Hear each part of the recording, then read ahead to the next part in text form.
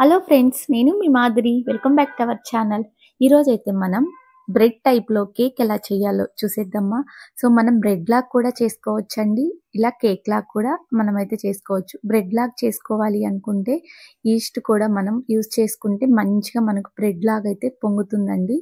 So మనం గోధుమ పిండి ప్లేస్లో మైదా తీసుకోవచ్చు, అప్పుడే మనకు బ్రెడ్ లాగా మంచిగా వస్తుంది. సో నేనైతే కేక్ టైప్లో చేశాను, కానీ చూడడానికి మనకు బ్రెడ్ లాగే అనిపిస్తుంది. ఫస్ట్ వచ్చేసి నేను మెల్ట్ చేసుకున్న అరకప్పు బటర్ని తీసుకున్నాను. బటర్ ప్లేస్లో కావాలంటే ఆయిల్ తీసుకోవచ్చండి. అలాగే ఒక స్పూన్ బేకింగ్ పౌడర్, అర స్పూన్ బేకింగ్ సోడా తీసుకున్నాను. అలాగే ఒక 4 స్పూన్స్ దాకా షుగర్ తీసుకున్నాను. సో మనం పిండి తీసుకునే కప్పుతోటే పావు కప్పు తీసుకోవచ్చు. అలాగే ఒక కప్పు అయితే పెరుగు తీసుకున్నానండి. సో వీటన్నిటిని అయితే చక్కగా ఇలా మనం మిక్స్ చేసుకోవాలి. ఇలా మిక్స్ చేసుకున్న తర్వాత మనమైతే ముందుగా పక్కన పెట్టుకున్న 2 కప్పుల గోధుమ పిండిని అయితే యాడ్ చేస్తున్నాను. మీకు కావాలి అనుకుంటే గోధుమ పిండి ప్లేస్లో మైదా కూడా తీసుకోవచ్చండి. సో నేను ఇప్పుడు నార్మల్గా నేనైతే గోధుమ పిండి తీసుకున్నాను.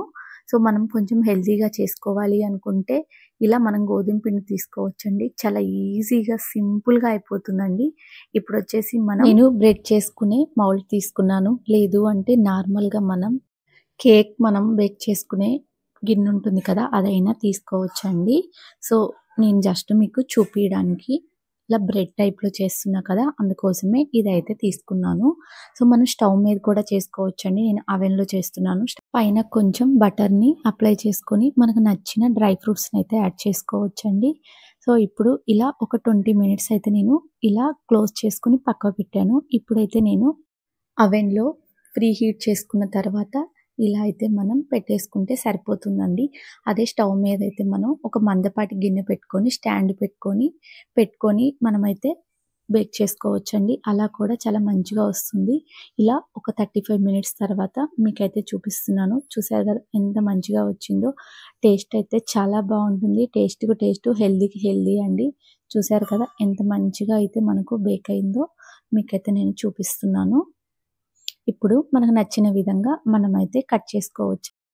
నేను షుగర్ కూడా తక్కువగా యాడ్ చేశానండి. మీకు కావాలి అనుకుంటే కొంచెం ఎక్కువగా కూడా మీరు తినేదాన్ని బట్టి యాడ్ చేసుకోవచ్చు. చూసారు కదా బ్యాక్ సైడ్ కూడా ఎంత చక్కగా మనకు బేక్ అయిందో. ఇప్పుడైతే మనం పీసెస్ లాగా అయితే కట్ చేసుకుందాం. టేస్ట్ అయితే సూపర్గా ఉంటుందండి. తినే కొద్దీ తినాలనిపిస్తుంది. సో మనం కొంచెం హెల్తీగా ట్రై చేయాలి అనుకుంటే ఇలా చేసుకోవచ్చు. అలాగే మీకు షుగర్ ప్లేస్లో కావాలంటే బెల్లం కూడా తీసుకోవచ్చండి.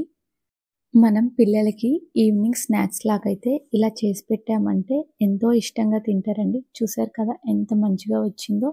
ఇంకెందుకు లేట్ అండి, మీకు కూడా నచ్చితే మీరు కూడా ట్రై చేయండి. అలాగే మీరు ఎలా చేస్తారో కూడా నాకైతే కామెంట్ చేయండి.